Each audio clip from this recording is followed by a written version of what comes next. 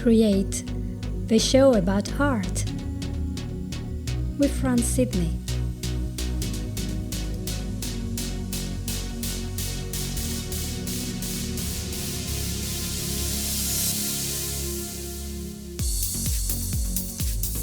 Hello everyone and welcome to the show. Today is episode 7.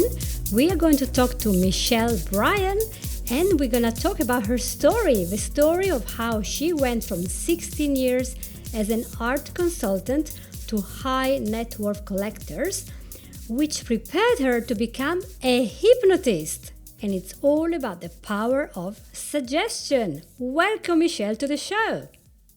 Thank you so much, Franz. I'm so excited to be here with you today. So, Michelle, I have so many questions. Let's see what we can start with. Well, of course, that's the typical questions I will ask. You've been working as an art consultant. When did you start having this great interest in art? Well, my parents were actually collectors. So I grew up surrounded by art. And I actually grew up in the Midwest. And none of my friends had art the way that my parents did. My mother was an artist and my father was a collector. They were European, so they really saw the value of art in our home. And when other people had like art sort of decorative over the sofa, my parents actually had real art that was collected over many years, and they spent their life collecting. So I always grew up with the sort of this real appreciation for art in terms of what we found beautiful. And I still today collect what I can afford. And every once in a while, we'll buy something. And my husband and I built our collection over many years of buying art one piece on our anniversary every year. So rather than buying, something sort of silly that neither of us value for each other, we both kind of got together and found a piece of art that we found beautiful and that we love to have in our home. So that's a very fun way to collect. And I encourage young people that are interested in art and collecting to start that as a tradition in their own relationships. I think it's a great way to collect.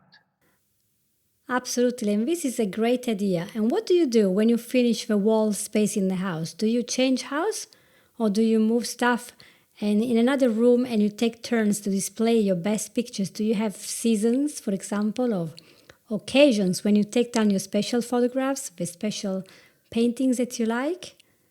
I think everybody does it really differently. And, many people will, it's a lot easier to run out of walls. Like when you run out of walls, you still have the desire to collect, but you have to figure out ways to make it work. And it is definitely moving things around, maybe rotating some art as you get a really big collection going. You may put a piece up for a while and then rotate it out. So it's kind of a fun thing. You can be very creative about your collection. Um, and it just it's really a beautiful enhancement of your home and your life. And I think once people live with art, they see the value, real art, not just sort of decorative art. And I don't necessarily believe, Franz, that art has to be pretty. It has to speak to you in some way. And I love art that makes you feel an emotion. And some art can be humorous and funny, and other art just makes you feel good because you love the colors. I personally love Agnes Martin. I can't afford her work, but I am so appreciative of the palette and the quiet, subtle sophistication of the work that she creates. If I had the money, I would buy an Agnes Martin painting. I just love the work. I think it's so gorgeous. So that is a great point. Is there such a thing as art of A level and of a B level or a free level, or is all art the same? Well, I think that there's definitely art of levels. I mean, um, there's art fairs for like small local sort of arts and crafts fairs, uh, like street fairs.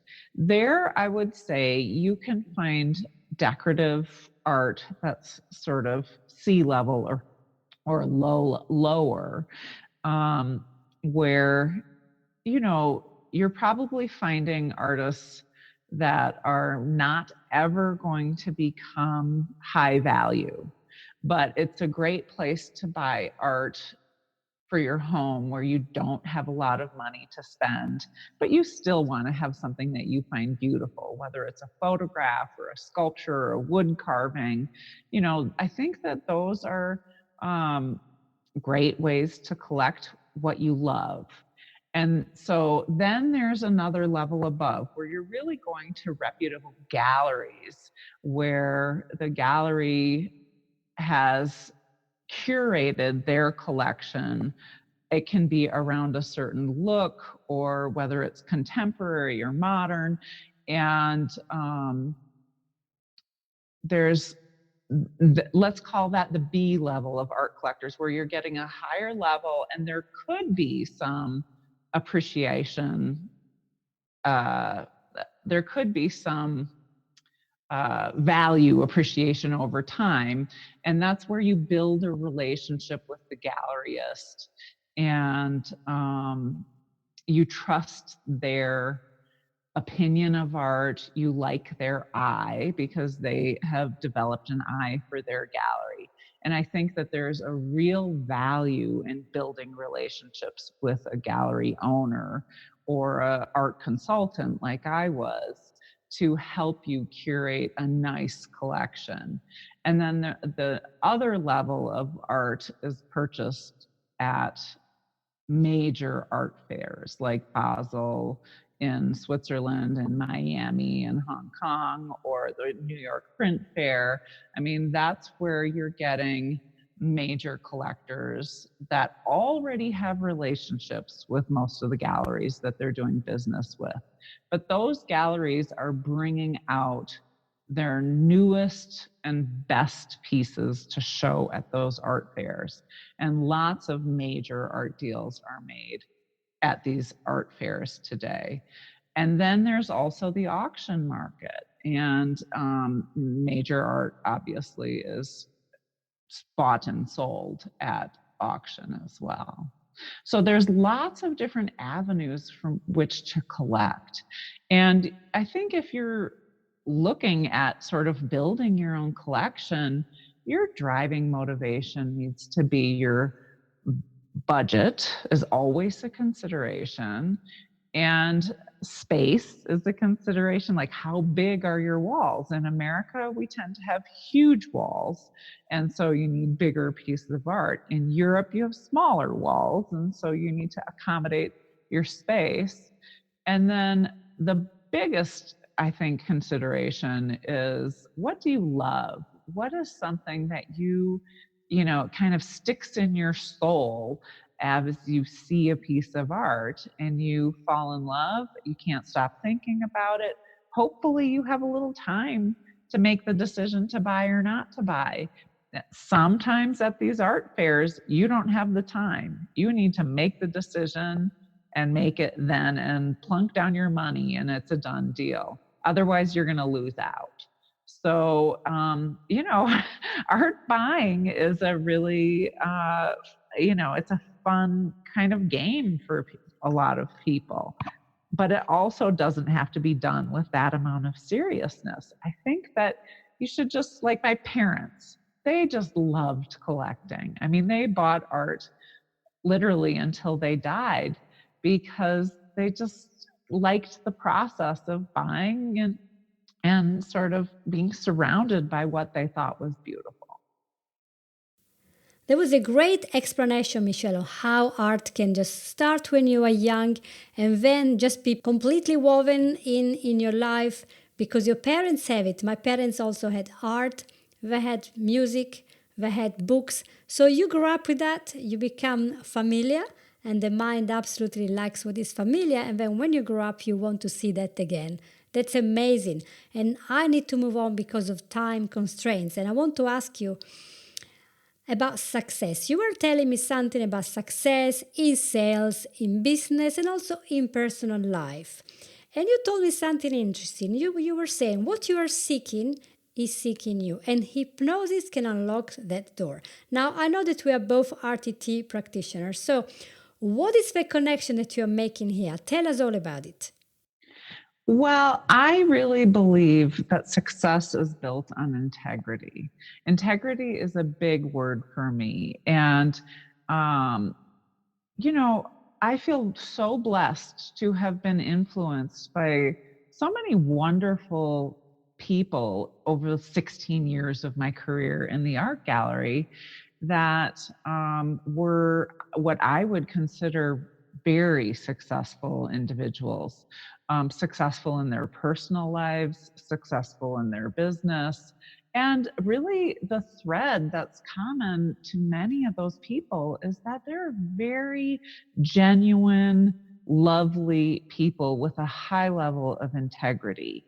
And I think it's really easy to look at uh, high net worth individuals and think that they're shady and, you know, not good people. That has not been my experience.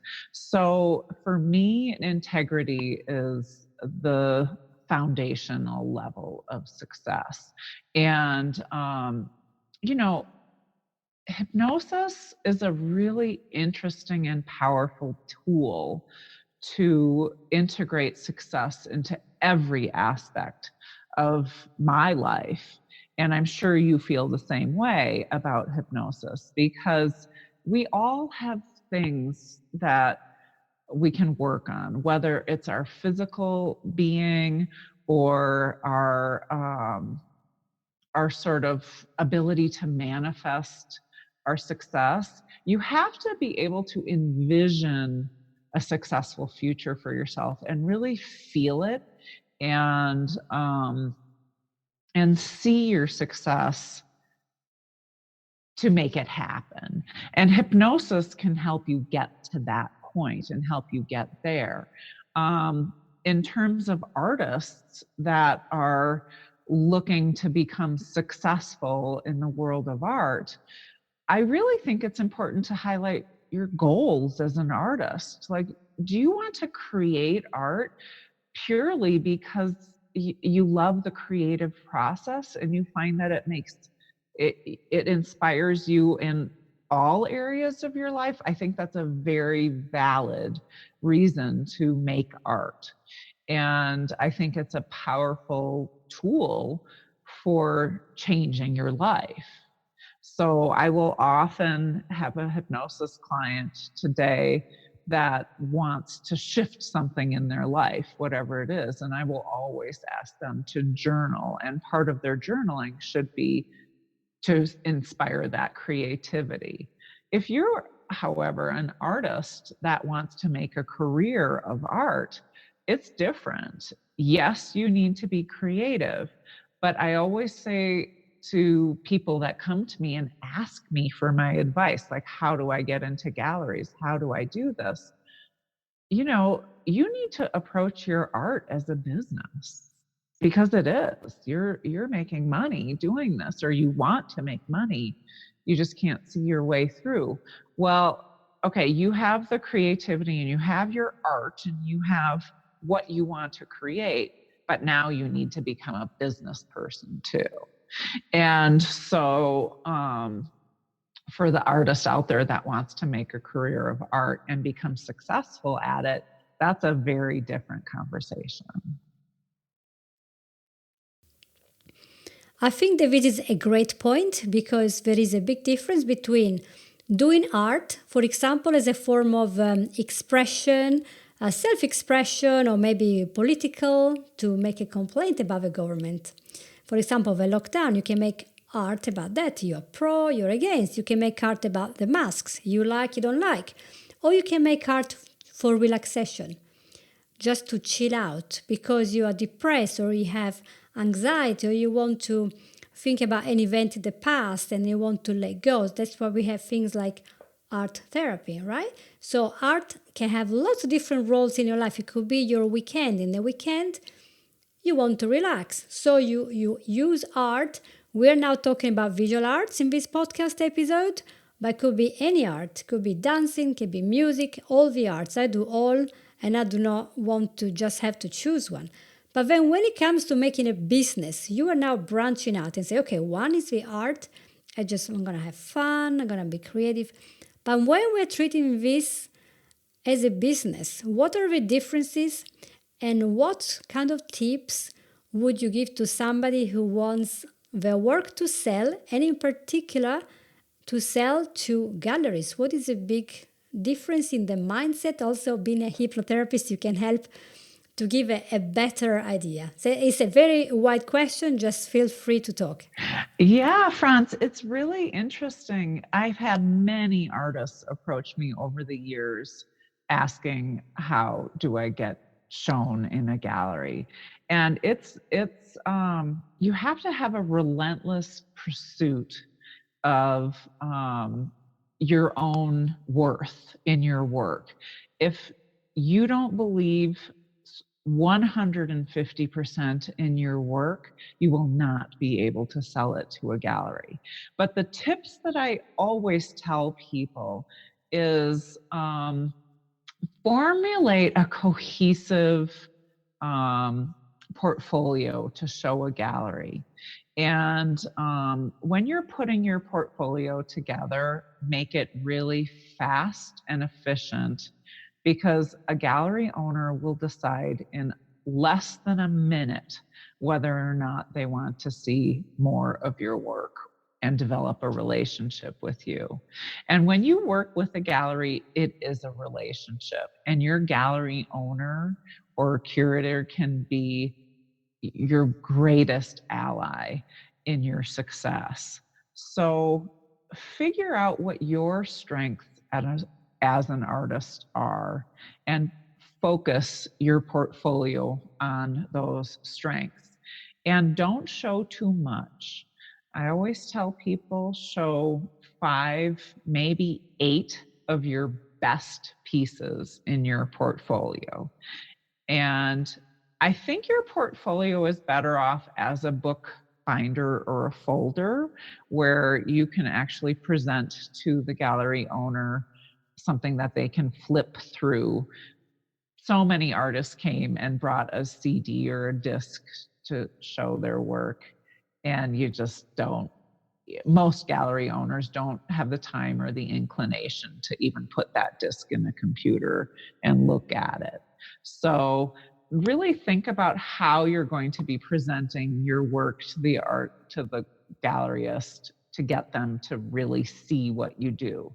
So if you can show up in person with your portfolio as a book binder and maybe even carry a small piece of art with you to show the nuances and the details of what you're creating, and just have a conversation. Be very mindful of the time for a gallery. And when you walk in, your first question should be, do you have 5 minutes to speak with me? And keep it to 5 minutes. Don't take up too much of their time because they're very busy doing whatever it is that they're doing. And if you go in and demand too much of their attention at that moment, they'll get offended and they'll push you out the door and you won't have another chance. So do you have 5 minutes of my time now, or should we schedule an appointment? Can we schedule an appointment? Be very mindful of that. In your portfolio, show what you consider to be your best work. Don't show anything that you don't think is fabulous. And just remember, you have about 30 seconds to make an impression on the gallery owner. So make sure that you're making a good impression. When you get to the step where you're developing a relationship with the gallery owner, let them be your guide in terms of pricing, because they know what you need to make and what they need to make that business relationship work. And a lot of artists, if they come in and they're demanding of their price and it doesn't work for the gallery, it's not going to work for anybody. So it's really a 50-50 relationship between the gallery and the artist. But in terms of money, I have to tell you honestly, if you as the artist get 40% and the gallery gets 60%, that's a good deal for you starting out. As you become more successful and really build your relationship with the gallery, you can renegotiate to get 50-50, but you're usually not going to get much more than that. So be very realistic as an artist in terms of what you are going to make and how are you going to make it as an artist. It's a lot of work to become a successful gallery represented artist. Okay, these are really great points and very useful, I think, for the public listening to us or the audience who wants maybe to put something in the gallery. So let me understand, why is the artist getting only 50%? I know that there are overhead costs, so the gallery usually is in the center, it's usually in a big city. The gallery owner is working, so like an estate agent has to make money. But at the same time, today I was listening to a webinar from a trumpet player, and I can't remember.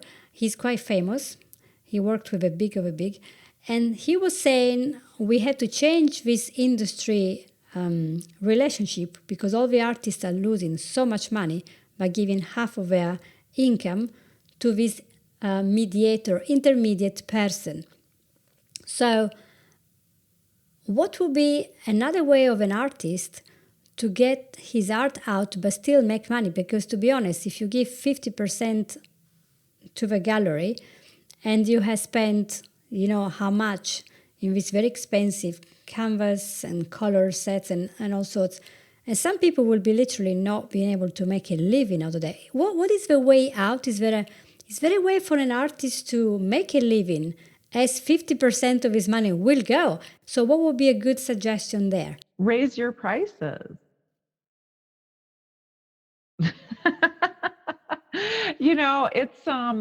It's a hard question, and it's very hard for artists to put a value on their work. But you have to look at it from the perspective of, again, as a business. When you raise your price on your artwork, everybody else sees it as a higher value, and there's a perceived value when you start to raise your prices. So going in that your gallery is going to take 60%, or if you're lucky, 50% to start representing you. So view those gallery relationships as long-term relationships, because you want a gallery to take you on and build your name and build your visibility in the world of art, because they will do that better than you can probably do that yourself. And then you want to continue with that gallery and maybe be picked up by some other galleries as well.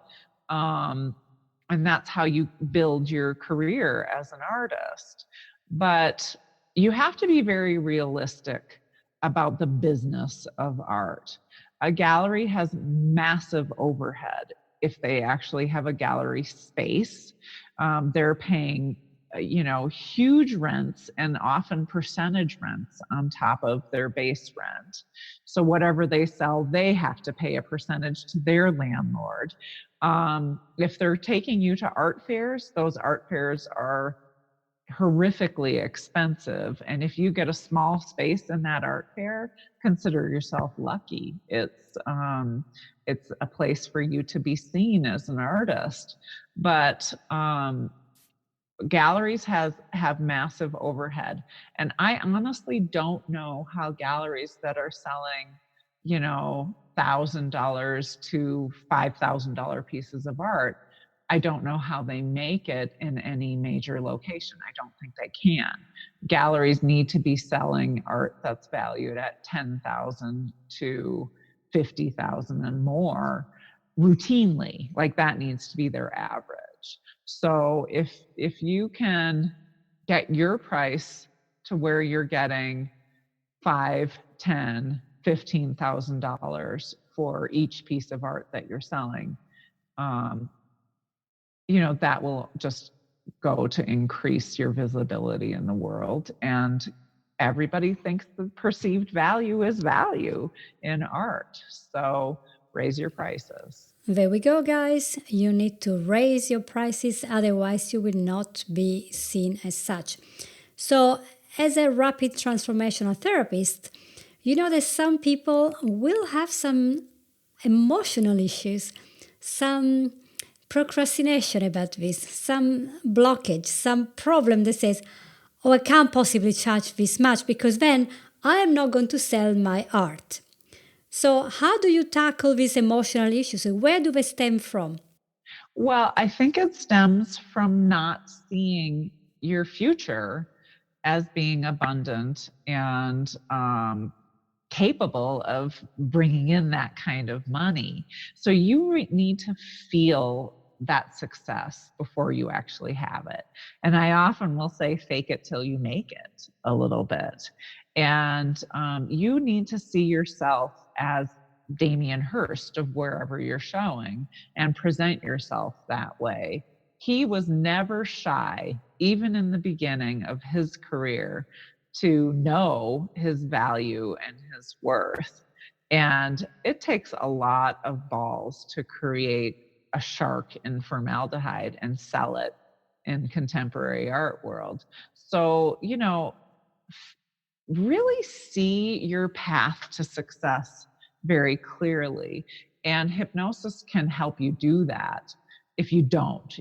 I think that most artists struggle with trying to see their success and who's going to pay for my work. And there's a buyer for everything out there. If you believe in what you're doing and you think that what you're doing is wonderful, somebody out there is a buyer for it. And you just need to see your value. You're creating an energetic exchange for a buyer.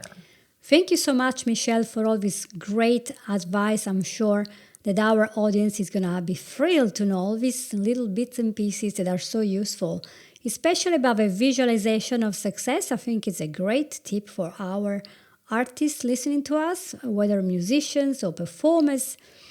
And this really connects to what Michelle does now because her career has had a major change. She's now decided to be a hypnotherapist. So she has trained under Marisa Peer and she has become a clinical hypnotherapist. This means that she helps people to change their mindset, change their emotion, and she has a very particular niche.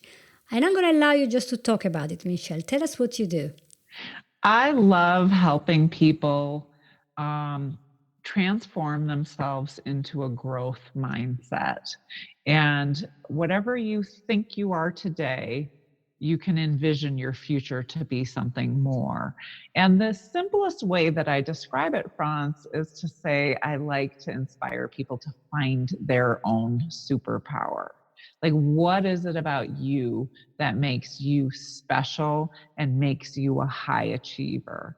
And I believe that with that growth mindset, you can accomplish anything you want in life. If you want to get healthier, if you want your business to grow and thrive. I work with a lot of athletes and performance issues. So whatever your limits are currently, hypnosis can help you transcend them. And I'm a great person to work with to help that happen. The easiest place to find me is through Michelle Bryan Hypnosis on Facebook. I think that if you're a Facebook user, that's the easiest place to find me. Otherwise, if you just Google Michelle Bryan, you will find me in Basalt, Colorado. And my email is michellebryan999 at gmail.com. So it's very simple to get to me. Thank you very much. We have a little addition because Michelle has something else that she really wanted to tell us. And so there's a last message that is for you who are listening today to our episode. Well, it's really, Franz, that I think the most beautiful life is lived as a creative person. And I don't feel the need to draw or paint or create music myself personally, but I do like to view my whole life as a creative endeavor. And it's really about following joy and what brings me the most joy in my life and doing that thing. And it takes some bravery and some courage to do that. But to me, I wouldn't want to live life any other way. And that's a creative life.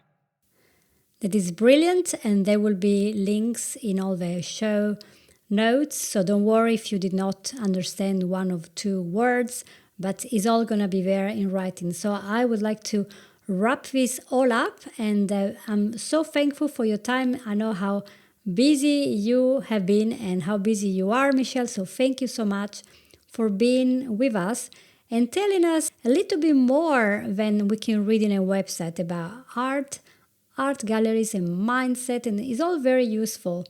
And who knows, maybe you might want to come back one day and tell us a little bit more about where art is going in this direction now, because we do not have a lot of galleries and museums that are open now, and some people, because of a mask and the restrictions, will not be going very much now. So maybe a lot of stuff will go online, and we'll talk more about it later on in the future. But so far, thank you so much for being here. And thank you so much to everyone for listening to this episode. And we hope to see you soon. We're going to have Steve talking to us. So thank you, Michelle, and bye-bye. Thank you, Franz. Thank you very much. Bye-bye. You have listened to an episode of Create. It's all about art.